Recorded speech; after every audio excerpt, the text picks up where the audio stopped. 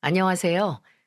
저는 어느덧 노년이 되어 아이들 시집장가 가는 걸 지켜보게 된 아버지이자 한 아내의 남편인 대한민국 남성입니다. 제 직업상 대기를 해야 하는 시간이 많아 그때마다 종종 이 사연 튜브를 듣곤 하는데요. 많은 분들이 희로애락을 겪으며 인생의 수많은 난관과 우여곡절을 지나는 걸 보며 존경스러운 마음과 또 응원하는 마음을 가지게 되었답니다. 오늘만큼은 제가 응원을 받고 싶어서 이렇게 글을 쓰게 되었습니다.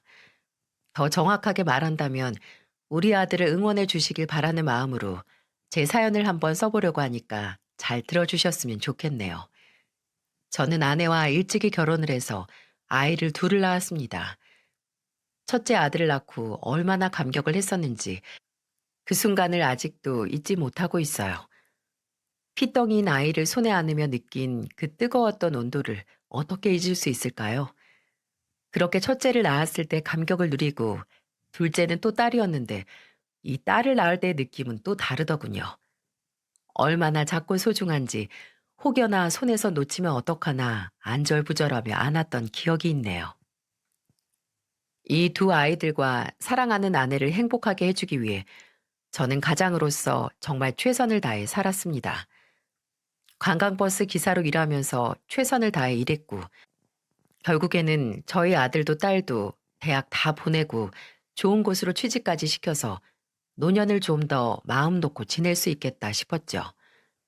하지만 이 첫째 놈에게 생각지도 못한 비극이 일어날 줄 누가 알았겠습니까?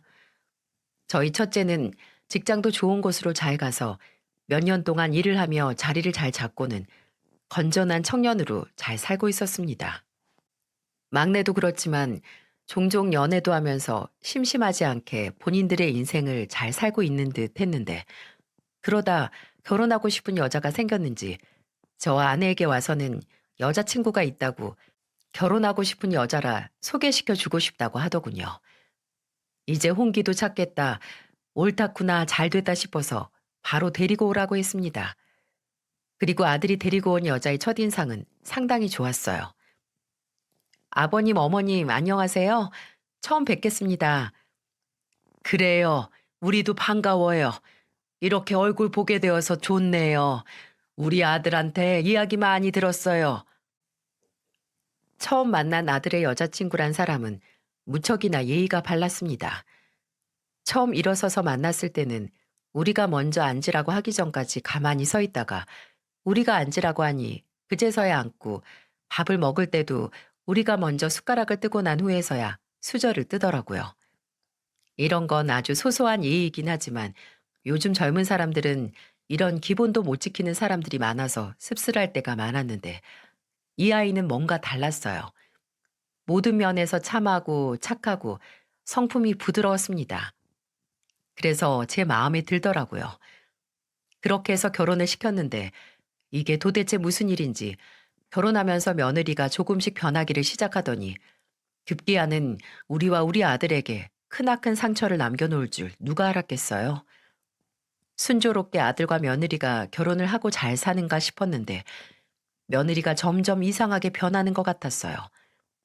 한 번은 결혼 후에 첫 명절에 모였는데 아내와 며느리가 밥상을 잘 차려놓고 식사를 하고 있는데 며느리가 이상하게 밥을 잘 안 먹는 겁니다.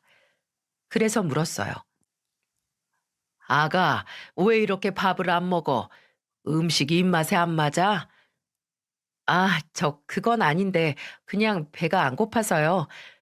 그냥 아버님이랑 어머님, 남편이랑 세 분이서 편하게 드세요. 전 괜찮아요. 이렇게 이야기를 하길래 정말 생각이 없는 줄 알았습니다. 근데 그 다음 명절이 되었는데 그때 정말 생각지도 못한 일을 하더라고요. 당시 아들과 며느리는 며느리가 볼 일이 있어서 본인 혼자 따로 와야 할 것 같다고 이야기를 해서 둘이 따로따로 집으로 왔는데 낮에 온 아들과는 달리 저녁 전에 혼자서 온 며느리는 두 손에 가득 무언가를 들고 있었어요. 그게 뭔가 싶어서 물어보니 참으로 생각지도 못한 황당한 소리를 짓거리더라고요. 아, 이거 사실은 제가 좀 입이 짧아서요. 그냥 제가 좀 먹고 싶은 음식들을 사와봤어요. 어머님, 아버님은 신경 안 쓰셔도 돼요. 저는 그냥 제가 사온 거 먹을 테니까 어머님, 아버님은 차려놓은 거 드세요. 그리고 늦어서 죄송합니다. 며느리의 황당한 대답을 들으면서 저와 아내는 이게 무슨 일인가 싶었죠. 그리고 아들 녀석의 표정을 보니 아들도 많이 당황한 듯한 표정이었고요. 상황을 보니까 아들 모르게 혼자서 생각하고 저지른 일 같았습니다. 요즘 애들 같지 않게 예의 바르고 뭔가 다르다라고 생각했던 며느리가 이런 식으로 나와버리니까 많이 당황스럽고 황당했어요. 그래서 이걸 어떻게 이야기를 해줘야 할까 고민이 많이 되었습니다. 근데 그냥 넘어가면 앞으로도 또 그럴 것 같아서 바로 말을 해줘야겠더라고요. 그래서 더 시간 끌지 않고 말했습니다. 아가, 지금 이거 사오느라고 늦은 거냐? 네? 네, 아버님. 여기가 제가 자주 다니는 음식점들인데 다 맛이거든요. 걱정 마세요. 제 것만 사온 건 아니고 아버님, 어머님 것도 다 사왔어요. 다 같이 먹을 거예요. 그 말이 아니다. 그 전에 우리 집 음식이 입에 안 맞았으면 미리 네가 말을 해줬으면 더 좋았을 것 같아서 그걸 말하려는 거야. 여기에서는 밥을 다 차려놨는데 네가 이렇게 밖에서 밥을 다 사오면 여지껏 준비한 이 시애미가 뭐가 되니? 아, 죄송해요. 그 생각은 제가 미처 못했어요. 그래, 그러니 다음부터는 그러지 말거라. 이렇게 이야기를 하니 처음에는 좀 잘 듣는 것 같았습니다. 하지만 그때뿐이었어요. 그날은 본인이 사온 음식까지 다 펼쳐서 먹는데 밥을 그렇게 잘 먹더라고요. 그래서 기억해 두었다가 앞으로 또 우리 집으로 오면 그 메뉴들을 해줘야겠다 싶어서 생각하고 있었는데 그 다음 가족 모임 때부터 음식을 해줘도 또 입에도 안 되는 거 있죠? 그래서 이번에는 우리가 물어보기 위해 아들 녀석에게 가서 물어보라고 했습니다. 근데 그 뒤에 들려온 소리가 정말 황당하고 화가 나는 상황이었죠. 이번에도 온 가족이 모이던 날이었는데 또 입에도 음식을 안 대는 며느리를 보면서 아들에게 눈치를 주었고 아들이 뒤에 가서 틈을 타 며느리에게 물어보는 것 같더라고요. 그때 벼랑간 저희 막내딸이 그 대화를 엿듣는 것 같더니 씩씩거리며 저희한테 오는 거 있죠? 우리 막내는 지 오빠랑은 달리 성질이 고약했기 때문에 평소에도 화를 잘 내고 남들과도 잘 싸우는 편이었습니다. 근데 얘가 아들 부부의 대화를 엿듣고 오더니 저한테 얘기하더라고요. 아빠, 세원이 진짜 미쳤나 봐. 미친 것 같아. 아니, 뭐 저딴 사람이 다 있어? 내가 진짜 오늘 아빠 생일이라서 기분 좋게 넘기고 참아보려고 해도 나 진짜 안 되겠어. 나 언니랑 좀 싸워야겠어. 뭐라고? 왜 그래? 무슨 일인데? 글쎄, 오빠가 세언니한테 우리 집 음식이 입에 안 맞냐고 물어보니까 언니가 글쎄 뭐라고 대답했는지 알아? 뭐라고 했길래 그래? 얼른 말해봐. 토 나올 것 같대. 엄마 손은 무슨 쓰레기 손이냐면서 지 발로 만들어도 이딴 맛은 안 나올 것 같다고 하는 거 있지? 이게 말이 돼? 이게 말이 되냐고. 아니, 언니 좀 특이하다는 거 느끼고 있었는데 이렇게 인성이 쓰레기일 줄을 몰랐어. 우리 엄마 음식은 내 친구들도 와서 다 반찬 싸가고 다 너도 나도 더 먹고 싶어서 안 달래는 음식인데 지가 뭔데 저 따위로 말을 해? 아우, 열받아. 막내는 말을 하면서 더 열이 받았는지 더 화를 내더군요. 근데 이 말을 들은 저도 두 귀를 의심할 수밖에 없었습니다. 차마디 참한 며느라기 입에서 그런 말이 나왔다는 게 믿기지가 않더군요. 근데 거기에서 아들도 화가 났는지 어느 순간 그 둘이 언성이 높아지는 소리가 들려왔고 그 대화를 듣자 하니 참 어이가 없어 한탄스럽더라고요. 당신 말을 어떻게 그렇게 해? 그래도 내 부모님인데 음식이 입에 안 맞아도 그냥 조금 드는 신용이라도 하든가. 아니, 그것도 난 이제 더 안 바래. 그 말본새가 뭐야 대체? 내가 뭘, 내가 뭐 틀린 말 했어? 아니, 그래서 나도 그냥 조용히 나 혼자 생각하고 끝내려고 내가 먹고 싶은 음식 전에 사왔었잖아. 근데 그것도 하지 말라고 난리를 치시는 통에 내가 이렇게 여기까지 와서 쫄쫄 굶고 있는 거 아니야. 입에 안 맞는 걸 어떡해. 그냥 역겨워. 쓰레기 냄새 난다고. 솔직히 말해서 어머님 그 쭈글쭈글한 손으로 김치 썰고 야채 썰고 재료 손질하는 것만 봐도 토 나올 것 같아. 그래서 먹기 싫다고. 이 대화를 밖에 있는 저와 아내, 우리 막내딸이 같이 들었는데 이 말을 듣자마자 저희 아내는 충격을 받았는지 그대로 안방으로 들어가 버렸습니다. 알고 봤더니 며느리는 사실 음식이 맛이 없는 게 아니라 나이가 들어 손에 주름 잡힌 우리 아내의 손으로 음식을 만드는 게 못마땅하고 찝찝하다는 것 같았습니다. 어떻게 그런 생각을 할 수 있는지 비통하면서도 이대로 넘어가면 안 되겠다 싶어서 제가 나섰어요. 둘 다 그만 못해! 그만 싸우고 당장 나와! 저의 큰 호통에 둘도 아차 싶었는지 빠르게 둘이서 싸우고 있던 방에서 나왔고 저는 거기에서 바로 말을 했습니다. 아가 너, 그게 도대체 무슨 말이야? 네 시애미가 해주는 음식이 쓰레기같이 느껴져? 어? 그 주름 잡힌 손이 더럽게 느껴지느냐 말이야. 너 그렇게 안 봤는데 어떻게 사람을 그런 식으로 편견을 가지고 볼 수가 있어? 안사돈은 안 그러시나? 어? 안사돈 손은 깨끗하시냐고? 저는 막 화를 내며 이야기를 했습니다. 근데 이 며느리 진짜 강적이더군요. 저한테 뭐라는 줄 아시나요? 저희 엄마 손은 솔직히 아직 주름이 그렇게 많이 없어요. 워낙에 절 젊을 때 낳으셔서 아직도 손이 고우시거든요. 이렇게 말을 하는 거예요. 저는 기도 안 차서 할 말을 잃어버리고 말았죠. 얘랑은 도저히 말이 안 통할 것 같아서 그냥 선전포고를 해버렸습니다. 앞으로 이 집에서 밥 먹는 일은 없을 거다. 다시는 여기 오지 마라. 지금까지 우리 집에서 가지고 갔던 반찬들도 그럼 다 버렸겠네. 나 참, 앞으로는 절대로 뭐 바라지도 말고 명절이나 모임 있어도 그냥 밖에서 만나고 말자. 며느리 네가 좋아하는 음식 먹고 깔끔하게 헤어지자고.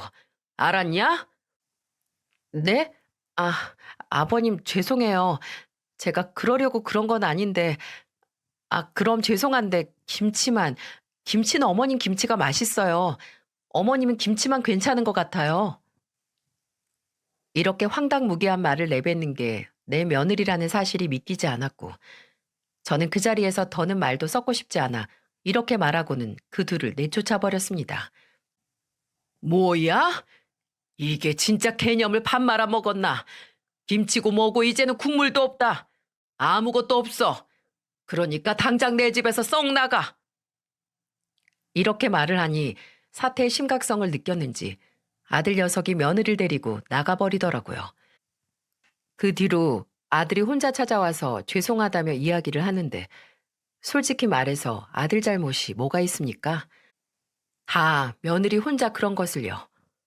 그래서 아들에게는 괜찮다고 하고 집밥 먹고 싶다는 놈에게 아내가 밥까지 손수 차려줬었네요.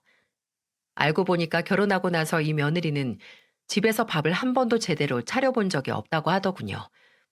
그간 우리가 싸준 반찬들은 아들 녀석이 혼자 밥 차려 먹으면서 다 먹었고 며느리는 매일 배달 음식에 밖에서 외식하는 것만 좋아해서 늘 그렇게만 끼니를 때웠다고 했죠. 이 말을 들으면서 그렇게 황당할 수가 없는데 요즘 젊은 애들이 워낙에 밖에 음식에 배달 음식에 인이 바뀌어서 집밥을 안 먹는다는 소리는 들었었기에 이건 그냥 그러려니 하고 부부끼리 알아서 조율하라고 하고는 넘겼습니다. 근데 한숨이 나오는 건 어쩔 수 없더라고요. 그러다가 또 하나의 사건이 터지게 됩니다. 바로 얼마 뒤에 전해져 온 며느리의 임신 소식이었는데요. 그때는 또 얼마나 장한지 다시 잘해줬습니다. 그래도 임신을 했는데 그대로 박하게 굴 수는 없어서 아내도 저도 잘해주기 시작했는데 또 며느리가 이상해지더라고요. 이번에는 손자를 낳고 얼마 안 된 상황이었습니다. 첫째가 딸이든 아들이든 다 상관없지만 그저 손주를 예쁘게 낳아준 것이 기특해서 아내가 우리 막내딸을 통해 미역국을 잔뜩 끓여다가 가져다 줬었어요. 근데 여기에서 또 우리 막내가 너무너무 화가 났다면서 또 대판 며느리랑 싸우고 왔다고 하더군요. 이번에는 또 무슨 일이었나 들어보니 정말 가관이었습니다. 며느리에게 미역국을 전해주고 조카를 좀 보다가 나오려는데 며느리가 벼랑간 무슨 일인지 미역국에 밥을 차려주겠다며 먹고 가라고 했다는 거예요. 그래서 그걸 먹고 왔대요. 근데 그러고 나서 조카를 한 번 더 보고 나오려는데 뭔가 또 이상해서 주방 쪽으로 가니까 글쎄 그 미역국을 주방에다가 다 흘려보내고 있었다고 하더군요. 그래서 며느리한테 바로 가서 딸이 말을 했답니다. 언니, 뭐 하는 거예요? 그거 지금 버리는 거예요? 어머, 아, 이거 버리는 거 아니고 모르고 쏟아져서. 거짓말 하지 마요. 이거 언니가 버린 거잖아요.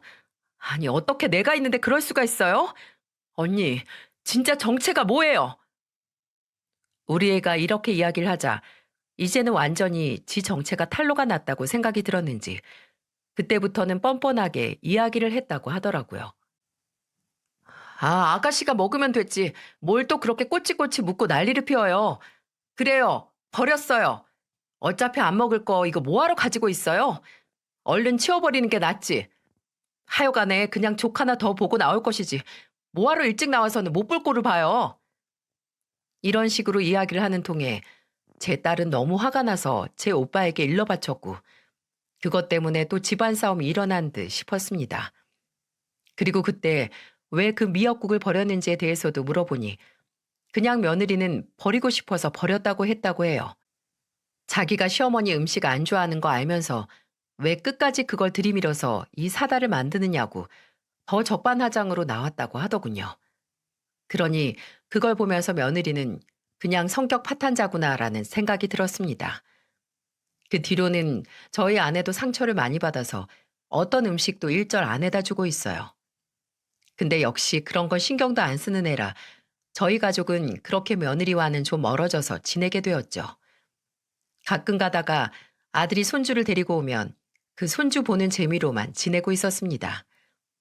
그러던 어느 날, 이번에는 우리 둘째 딸이 결혼할 때가 되어서 결혼할 사윗감이랑 만나는 자리가 되었는데 그 뒤부터 우리 둘째 딸이랑 며느리가 사이가 안 좋았는지 그날도 둘이 스파크가 막 튀더라고요. 근데 그렇다고 해서 며느리가 그렇게 사고를 칠 줄은 몰랐는데 저희는 며느리의 태도를 보면서 경악을 했습니다. 며느리는 제 사위가 될 사람을 한참 보더니 갑자기 경악할 만한 말을 툭 내뱉었어요. 진짜 별로다. 혹시 주변에서 별로란 소리 많이 안 들어요?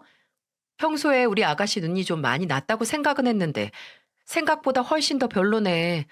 외모도 그렇고 옷차림새도 그렇고 너무 후줄근한데요? 언니, 무슨 소리예요 지금? 이 사람한테 왜 그런 신뢰되는 말을 해요? 그리고 생긴 게 어떻고 옷이 어때서요? 당장 사과해요. 지금 무슨 말을 짓거리는 거예요? 내가 뭐 틀린 말 했어요? 어머님, 아버님도 느끼실걸요? 불똥이 저희한테 튀어 저희는 순간 당황을 했습니다. 근데 그 사윗감은 보기에 준수하고 괜찮았기 때문에 저 역시도 너무 화가 났어요. 하지만 사위를 처음 보는 자리에서 며느리를 혼낼 수 없었기에 처음에는 좋은 말로 타일렀죠. 아가, 왜 그러냐? 준수하고 멋지기만 하구만. 그리고 무엇보다도 우리 딸을 많이 사랑한다고 하니 내가 다 마음이 좋아요. 고마워요. 우리 며느리 말은 신경 쓰지 말아요. 사람마다 기준이 다 다른 거라 며느리는 또 본인이 느낀 대로 솔직하게 말한 것 같은데 우리는 전혀 그렇게 생각하지 않으니까 마음에 담아두지 마요. 내가 대신해서 사과할게요. 괜찮습니다, 장인어른. 부족한 모습이 있으면 제가 더 고치면 되죠. 저는 괜찮습니다. 근데 며느님 때문에 고민이 많으시겠어요. 저렇게 하고 싶은 말 처음 보는 사람한테도 다 하는 사람이면 장모님 장인어른께도 그럴 것 같은데 저는 앞으로 두 분께 정말 잘하겠습니다. 저 어디 가서 어른들께 사랑 많이 받는 스타일이에요. 두 분께도 잘하겠습니다. 그래요. 앞으로 잘 지내봐요. 다행히도 성격 좋은 사이가 그 상황을 웃으며 넘어가 줬지만 그게 더 분했는지 며느리는 또 공격을 해댔습니다. 넉살 좋은 척은 아버님 그런 말에 절대 속으시면 안 돼요. 겉으로 웃는 사람이 속으로는 얼마나 무서운 법인데요. 또다시 무례한 말을 내뱉는 며느리 보면서 그때는 저도 참지 않고 화를 냈습니다. 아가, 도대체 왜 그래? 왜 자꾸 그런 무례한 말을 하는 거냐고. 성품 좋고 인물 좋고 다 좋은데 왜 그런 거냐고. 어머, 아버님 진짜 그렇게 생각하세요? 그냥 이 사람 스펙이 좋으신 건 아니고요? 솔직히 사업하는 사람이면 돈 많으니까 그래서 좋아하시는 거잖아요. 저기 차고 있는 시계도 보아하니 저거 엄청 명품인데 혹시나 사치벽은 없는지 잘 알고 만나셔야 할 거예요, 아가씨. 급기야는 이렇게까지 말하는 며느리를 보면서 며느리가 도대체 왜 이러는지 이유를 알 수 있었습니다. 사실 며느리는 우리 딸이 사업하는 돈 많은 사람한테 시집을 간다고 하니까 그게 질투가 났던 것 같아요. 사실 사위는 청년 때부터 사업을 시작해서 지금 잘 자리를 잡아서 돈을 잘 벌고 있는 사람이었어요. 우리한테 인사를 하러 온 그날도 선물을 주는데 아내에게는 명품 스카프를 주고 저에게는 명품 와이셔츠를 선물해 주었거든요. 그걸 보면서 며느리는 우리 딸이 돈 많은 사람에게 시집을 가는 게 배가 아픈 듯 했고, 그래서 그렇게 결혼을 파토내기 위해 험한 말을 뱉은 거였죠. 그걸 보니 너무나 괘씸해서 저는 그 인사하는 자리에서 며느리를 심하게 혼냈고, 결국 며느리는 울면서 그날 집으로 돌아갔습니다. 그 뒤로 진짜로 사고를 친 건 우리 사위가 아니라 그 며느리였어요. 사위는 지금 너무나 저희한테도 잘하고 우리 딸한테도 잘하는 최고의 신랑이자 사위거든요.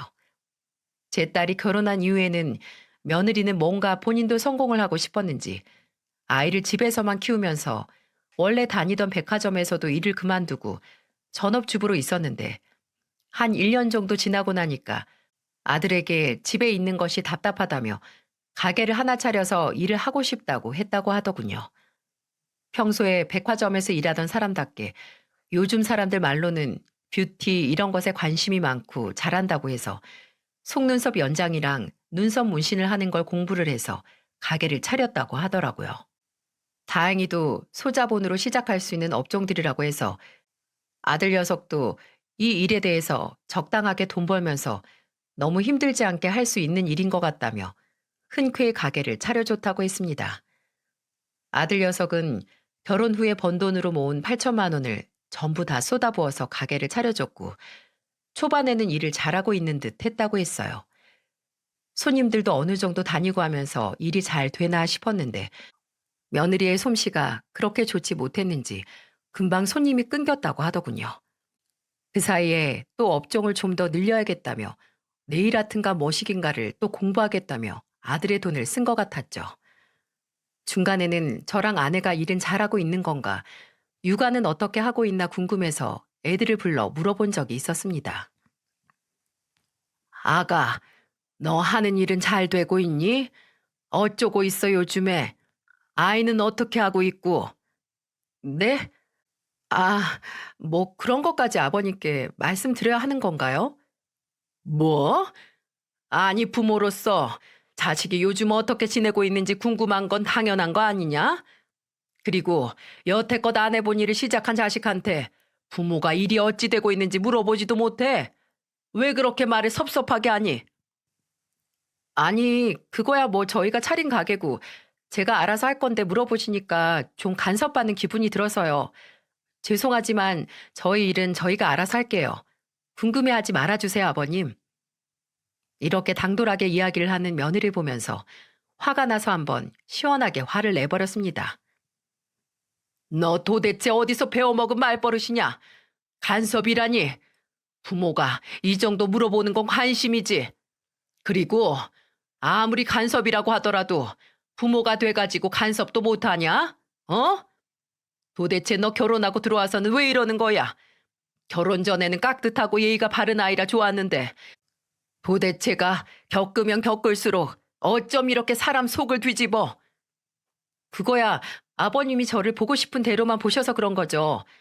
자꾸 이렇게 화내시고 또 저희 힘들게 하실 거면 저희 그냥 돌아가 볼게요. 아버님 죄송합니다. 지 말만 쏙 해버리고는 그냥 나가버리는 며느리를 보고 저는 뒷목 잡을 수밖에 없었습니다. 그리고 아들 녀석에게 똑바로 말하라고 했죠. 너 당장 얘기해. 도대체 뭐가 어떻게 돼가고 있는 거야? 요즘은 그냥 일이 잘 안 되나 봐요. 그래서 지금 괜히 창피하고 예민해서 저러니까 아빠가 좀 참아주세요. 제가 집에 가서 한 번 또 뭐라고 할게요. 애는 어린이집 보내고 있어요. 요즘은 깐난쟁이 때부터 봐주는 곳이 다 있어서 거기에다가 애 맡기고 집사람이랑 저 일 잘하고 있으니까 걱정 안 하셔도 돼요. 아들이 이렇게까지 이야기를 하니 정말 며느리가 이해가 안 되고 화가 났지만 아들 녀석을 봐서 참았습니다. 근데 그 참았던 결과가 이렇게 비참하고 처참하게 다가올 줄은 꿈에도 생각하지 못했죠. 그렇게 거의 1년 정도가 지난 듯 했습니다. 그동안 며느리는 네일아트 공부도 해서 가게를 잘 운영하고 있는 듯 했는데 갑자기 어느 날 아들 녀석이 정신없이 전화가 왔더라고요. 아빠, 아빠 혹시 우리 집사람한테 무슨 연락 받은 적 없어요? 집사람이 사라졌어요. 집에다가 이혼 서류만 놓고 사라졌다고요. 이게 무슨 일인지 모르겠어요. 퇴근하고 집에 왔는데 집에 이혼 소장이 있어서 지금 보니까 짐이고 뭐고 다 빠져 있어요. 아빠한테 연락 간 거 뭐 없었어요? 뭐야? 없었지. 그런 거 전혀 없었다. 아니 도대체 이게 무슨 일이야? 소장이라니. 이혼 소장에 짐까지 다 뺐다는 게 무슨 소리야 대체? 아빠, 저 이제 어떡해요? 저 이제 정말 어떡해요?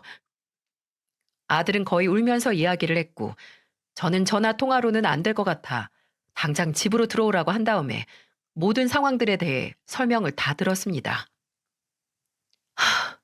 아빠, 그동안 이 여자 행동이 좀 이상했었어요. 일한답시고 가게에서 늦게까지 야근한다고 하는데 애 보고 집에 있으면 밤 10시 넘어서야 들어오고 아니면 아예 안 들어올 때도 있었어요. 거기다가 제가 애 데리고서 가게라도 가면 가게에 있어야 할 사람이 없을 때도 많았고요. 그것뿐만이 아니에요. 아내는 신용카드 한도가 약해가지고 저한테 카드 열어달라고 해서는 제 걸로 쓰고 있었는데 지금 그 빚만 2천만 원이 넘어요. 저 정말 어떡해요? 아들에게 자초지종을 들어보니 며느리는 그동안 가게 핑계를 대면서 아들 녀석에게 돈을 거의 1억 넘는 돈을 빌려갔었고 그것도 모자라 카드를 아들 카드로 쓰고 있었는데 그마저도 하나도 갚질 않아서 아들이 고스란히 다 떠안게 된 상황이었죠. 그리고 아들 녀석이 더 상황들을 자세하게 알려주는데 정말 한숨이 절로 나오고 비통함이 그냥 느껴지더군요. 한 번은 이런 싸움을 한 적이 있었답니다. 여보, 가게가 잘 안 되는데 아무래도 인테리어를 좀 바꿔야 할까 봐. 그래서 말인데 나 인테리어 좀 바꾸게 한 1,000만 원만 좀 줘봐. 뭐 많이도 아니고 그냥 좀 더 세련된 느낌으로 좀 바꿔보려고. 뭐? 아니 무슨 인테리어 비용으로 1,000만 원이나 들어. 당신 처음에 가게 시작할 때는 소자본 창업이라 돈도 많이 안 들어갈 거고 인테리어도 신경 안 써도 된다고 했었잖아.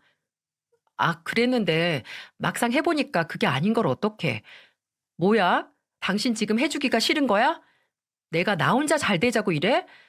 다 우리 가족 잘 되고 싶어서 그러는 거잖아.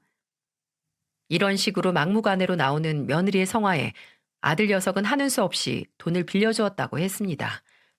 근데 나중에 가게로 가보니까 인테리어가 전혀 바뀌어 있지 않아 물어보니 인테리어가 아니라 가게 부품들이나 장비들을 바꾸는 게 더 중요한 것 같다며 그걸 바꿨다고 했다고 하더랍니다. 근데 아들 녀석이 그쪽 일을 제대로 알지도 못하는데 그게 장비를 바꾼 건지 어떤 건지 알 수가 없으니 더 뭐라고 할 수도 없었다고 했어요. 하지만 지금 생각해보면 그 모든 것이 다 거짓말이었던 것 같다고 하더군요.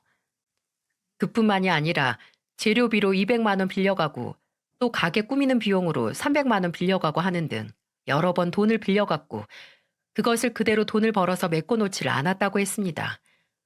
그것 때문에 부부싸움이 잦아졌었는데 그게 고쳐질 기미가 보이질 않았었대요.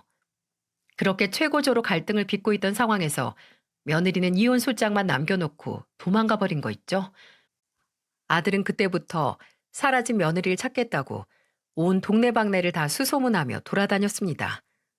우선은 며느리 가게 주변부터 조사를 해서 샅샅이 뒤졌는데 그때 가게에서 네일아트 직원으로 한 명 놓고 일하던 사람이 있었는데 그 사람이랑 연락이 닿아서 물어보니까 그 여자가 충격적인 사실을 말해줬다고 하더군요. 아들이 그 여자와 대화한 내용이라고 알려준 건 이러했습니다. 아니, 사부님 진짜 불쌍하시네요. 사장님 그동안 바람 피웠었어요. 뭐, 저도 이건 좀 심증이기는 한데, 맨날 그 우리 지하 1층에 있는 스크린 골프 사장님이랑 같이 붙어 다니고, 낮에도 술 마시러 다니고 그랬어요. 그러니까 일하면서 손님이 술 냄새 난다고 사장님한테 막 컴플레인 들어오고 난리도 아니었다니까요. 그것 때문에 가게 이미지 다 망가지고 손님은 점점 뚝뚝 떨어지면서 결국 저까지 중간에 잘렸었잖아요. 근데 지금 그러고 도망간 거예요? 완전 헐이다. 한번 그 스크린 골프 찾아가 보세요. 그 사장님도 없으면 둘이서 같이 도망간 거겠죠. 하여간 그 둘이 바람 피운 건 이 주변 사람들 다 할걸요? 맨날 팔짱 끼고 다니고 손잡고 다니고 언제 한 번은 저희 가게에 와 있던 적이 있었는데 저 몰래 둘이 애정 표현도 얼마나 진하게 했는지 몰라요. 그냥 양심이 없는 건지 아님 창피한 걸 모르는 건지 암튼 그랬다니까요. 그 이야기를 들은 아들은 정말 낙담을 하면서 그 스크린 골프 사장을 찾아갔다고 했습니다. 근데 역시나 돌아오는 이야기는 처참한 이야기뿐이었다고 했어요. 그 사장놈은 저희 아들 녀석에게 이렇게 말을 했다고 하더군요. 내가 언제 바람을 피웠다고 그래? 이 인간들이 사람을 골로 보내려고 해도 유분수지 지금. 이봐, 나는 그 여자랑 아래 위에 있으니까 그냥 말투고 친해져서 밥만 몇 번 먹은 거지. 무슨 바람을 피워, 바람을 피우길. 남의 장사 말아먹을 일 있나?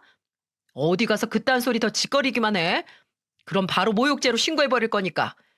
그리고 당장 내 가게에서 꺼져. 꺼지라고. 아들이 어떻게든 증거를 잡아내기 위해 찾아간 스크린 골프장에서도 그 사장이 이렇게 화를 낼 뿐 어떠한 증거나 단서도 잡을 수가 없었다고 했습니다. 아마도 우리 아들이 추측하건대 이 사장과 만났어도 지금은 헤어진 상황인 것 같다고 이야기를 하더라고요. 하지만 거기에서 끝이 아니었어요. 이 며느리는 그동안에 제 아들 녀석 외에도 여기저기 돈을 다 빌리고 다녔는지 우리 아들 녀석에게 전화가 빗발치게 왔다고 했습니다. 그 빚이 또 어마어마한데 우리 아들도 피해자이다 보니까 거기에 대해서 설명을 하느라 정말 몇 달을 힘들어 하더라고요. 한 번은 저희랑도 같이 있는데 전화가 또 온 듯 싶었습니다. 아들이 거의 울먹이는 목소리로 말을 하더라고요. 진짜 제가 돈 빌린 것도 아닌데 왜 나한테 이러냐고요. 그 여자한테 가서 받으세요. 나도 피해자입니다. 나도 당했다고. 다시 한 번만 더 나한테 전화해서 돈 얘기 꺼내봐. 그땐 나도 진짜 가만히 안 둘 줄 알아. 그 순했던 아들 녀석이 이렇게까지 화를 내는 걸 들으면서 저는 왜 도대체 사람 하나가 집 안으로 잘못 들어와서 이렇게까지 힘들어져야 하는가 이해가 되지 않더라고요. 저도 아내도 그리고 우리 딸도 우리 첫째 녀석의 모습을 보는 게 많이 힘들었어요. 그나마 다행인 건 그 며느리가 다른 사람들한테 빌린 돈들은 아들이 갚지 않도록 다 해결이 되었는데 문제는 아들 녀석 이름으로 생겨난 빚이었습니다. 그 며느리는 행방불명이 되어버렸으니 어떻게 찾아갈 방도가 없어서 결국에는 다 포기할 수밖에 없었어요. 아들이 지처가에도 연락을 해봤지만 그쪽도 완전히 다 차단당한 것 같았습니다. 그 집까지 찾아갔었는데도 언제 이사를 간 건지 아예 흔적도 없이 사라져 있었다고 하더군요. 참 그걸 보니 진짜 얘는 작정하고 우리를 속인 거구나 싶어서 비통하기 짝이 없었죠. 결국 아들은 모든 것을 다 자포자기하고 한동안 많이 힘들어했습니다. 하지만 이미 떠난 사람은 떠난 사람이고 아들은 이미 엎질러진 물을 주워 담기 위해 며느리가 만들어 놓고 간 빚을 갚기 위해서 열심히 노력했고 그 과정에서 육아는 많이 힘들어하는 상황이라 우리 부부가 다 도와주고 있었어요. 어차피 아들이 결혼 생활을 할 때도 며느리가 사업을 시작하면서부터 우리 마누라나 제가 손주를 봐주고 있었기 때문에 그 일을 쭉 했을 뿐이었죠. 대신에 우리 아들은 하루라도 빨리 정상적으로 빚을 회복하고 자신의 자식을 제대로 책임지기 위해 열심히 노력했어요. 덕분에 빠르게 아들은 회복해 나갔고 그렇게 5년의 세월이 지났습니다. 아들도 나름 빚을 거의 정리하고 손주도 잘 키우면서 안정을 찾아가고 있었고 우리 아들과 가족들에게 폭풍 같은 시간들을 선사했던 며느리에 대해서도 어느 정도 그 행방을 찾는 걸 거의 포기한 채 잘 잊고 살아가고 있는 중이었죠. 저희 부부도 아들처럼 평범한 일상을 되찾아서 지내고 있던 도중 한 산악회 운전을 맡아서 하게 되어 일을 하러 나간 상황이었습니다. 거기에서 저는 여느 때와 같이 버스를 대기시켜 놓고 버스에 탑승하는 사람들에게 인사를 하고 있었는데 그 순간 저의 눈앞에는 믿기지 않는 상황이 펼쳐졌고 그 상황은 바로 5년 전 우리 아들에게 큰 폭풍을 선사한 채 떠나갔었던 전 며느리가 그 산악회 회원으로 버스에 탑승하고 있는 상황이었죠. 그때는 다행인지 불행인지 모르겠으나 둘 다 마스크를 쓰고 있어서 바로 서로를 알아보는 게 좀 어려웠는데 저는 누가 봐도 저 여자가 내 며느리였던 사람인 걸 단번에 알아볼 수 있었어요. 근데 그 당시 며느리는 저를 발견하지 못했는지 저를 쳐다보지도 않고 그대로 버스로 탑승을 하더군요. 일단 저는 며느리를 더 지켜보자는 생각이 들어 차라리 잘 됐다 싶어 기회를 틈타며 백미러로 계속해서 며느리를 관찰했습니다. 근데 뭐가 그렇게 신이 났는지 버스를 타고 가는 내내 버스에서 틀어준 신나는 노래에 맞춰 거기에서 춤도 추고 술 마시는 사람들과 웃고 떠들고 아주 난리가 났더라고요. 저는 그걸 보니 그동안 마음고생하며 힘들어하던 아들의 모습이 생각이 났습니다. 우리 아들 인생을 망쳐놓고 저렇게 아무렇지도 않게 웃고 있는 모습을 보고 있자니 열이 있는 대로 나는 거 있죠? 그간 우리 아들은 힘들다며 우는 날이 수도 없이 많았거든요. 안 그래도 여리고 착한 내 아들인데 그 모든 힘든 시간들을 혼자 감당하려니 많이 힘들 수밖에 없었죠. 근데 그걸 아는지 모르는지 그 며느리였던 작자는 저렇게 아무렇지도 않은 얼굴로 편하고 재밌게 사는 것 같아 너무나 화가 났어요. 그래서 저는 그 신나는 꼴을 더 볼 수가 없어서 노래를 확 꺼버렸고 그때부터 그 웃는 얼굴에 침을 아주 제대로 뱉어주기 시작했습니다. 저는 기사용 마이크를 들고 저의 이야기를 해나갔어요. 아, 마이크 테스트. 여러분 잠시 제가 드릴 말씀이 있습니다. 여기 제가 정말로 찾고 싶었던 사람이 있었는데 지금 그 사람이 이 버스 안에 승객으로 타고 있어 그 여자에게 바로 한마디 좀 해야겠습니다. 야, 김영수, 너 나 알지? 나 네 전 시애비다. 와, 원수는 외나무 다리에서 만난다더니 진짜로 보는구나. 그렇게 우리 아들 신용불량자 직전까지 만들어 놓고 지 아들 손주 다 버리고 넌 여기에서 이렇게 신나게 춤추면서 아주 잘 놀고 있구나. 너 아주 잘 만났다.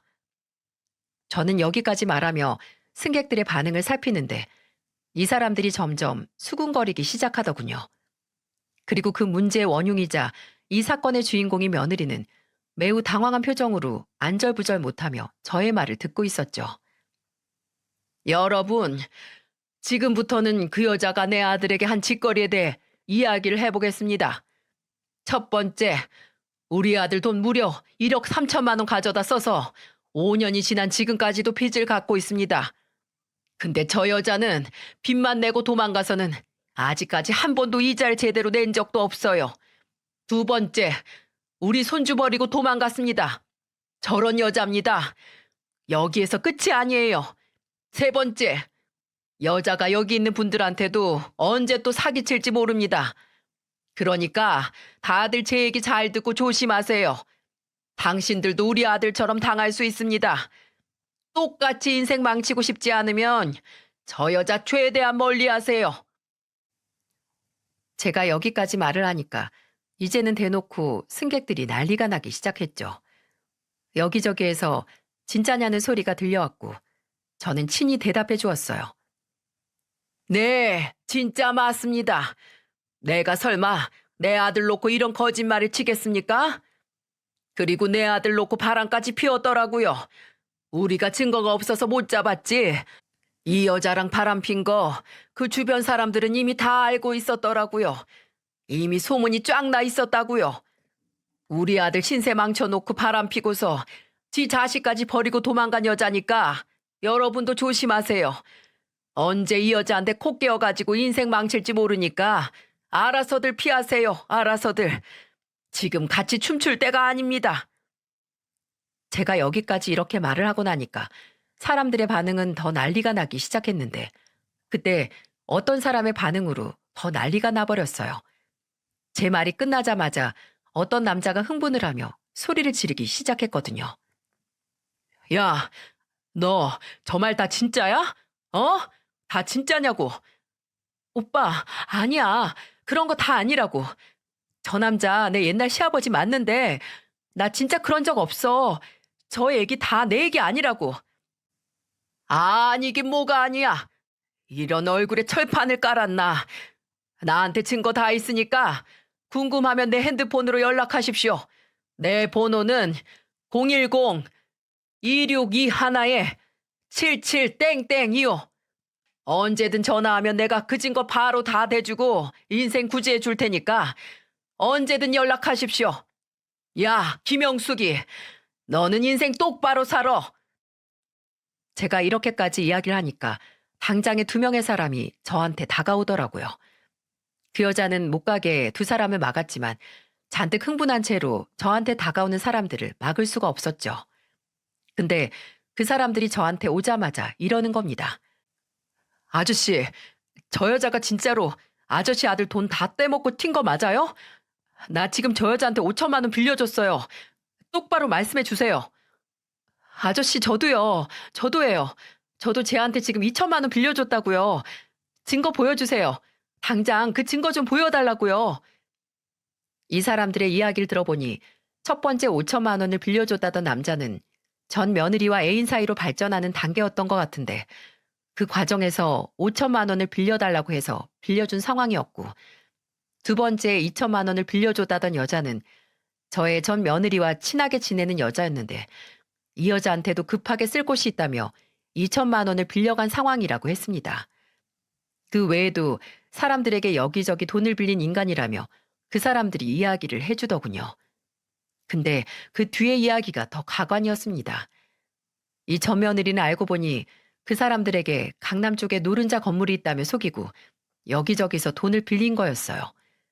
그 실체가 밝혀지자 전 며느리는 저한테서 난리를 피우기 시작했습니다. 아, 진짜 저한테 대체 왜 그러시는 거예요?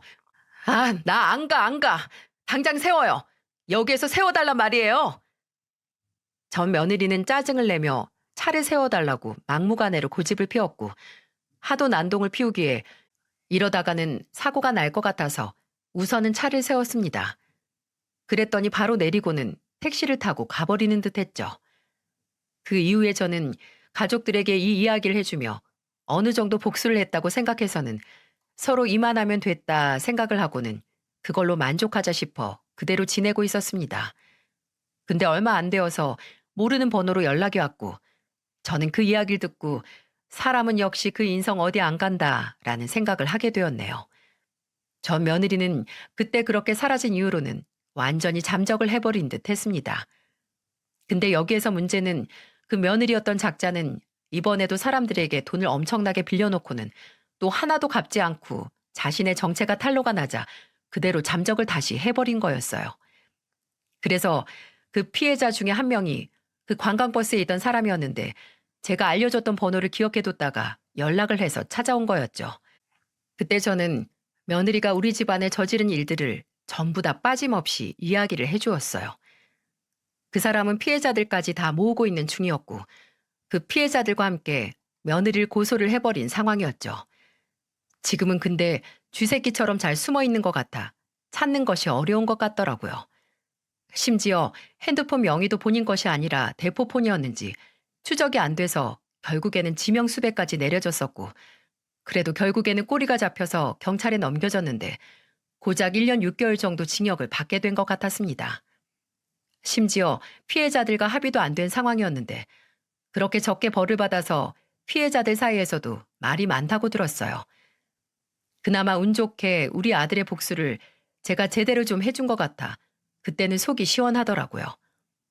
또 원래는 며느리의 행방을 찾지 못해 고소도 제대로 못하고 이혼 소송도 겨우 마칠 수 있었는데 그때는 양육비에 대한 부분도 소송도 따로 아들이 걸어서 지금은 진행 중이랍니다. 언제까지 남의 등쳐먹고 도망갈 수 있겠다고 생각했는지 모르겠지만 우리 대한민국은 그런 나라가 아니라는 걸 간과했던 것 같네요. 결국 그 끝이 파멸이 되어서 그 젊은 나이에 징역까지 살게 된 며느리는 이제는 다시는 얼굴도 보고 싶지 않고 그 소식도 더는 듣고 싶지가 않네요. 다만 이 양육비 소송한 것만 잘 끝나서 우리 아들이 조금이라도 편하게 앞으로는 살아갈 수 있으면 좋겠다는 생각이 들 뿐이에요. 여러분, 사람들은 이렇게 말을 하곤 합니다. 오래 살기보다는 잘 살기를 바라라고요. 이 말은 벤자민 프랭클린이 남긴 유명한 말이기도 하죠. 저는 이번 일들을 겪으면서 우리가 인생을 어떻게 사는 것이 정말 잘 사는 것일까에 대해 고민을 깊이 해보게 되었습니다. 그리고 지금 제가 내 인생을 잘 사는 것으로 마무리 짓기 위해서는 우리 아들과 우리 손주에게 잘 사는 방법, 착하게 선하게 사는 방법과 길을 알려주는 것이라는 생각이 들었어요. 그래서 전 며느리였던 여자처럼 인생의 파국을 맞이하지 않도록 어떤 누구에게도 피해를 입히지 않는 인생들이 되도록 어른으로서 길잡이 노릇을 잘 해줘야겠다는 생각이 들었습니다. 여러분들도 부디 잘 사는 인생들이 되시길 바라면서 이만 제 사연을 마치겠습니다. 긴 글, 긴 사연 들어주셔서 정말 감사합니다.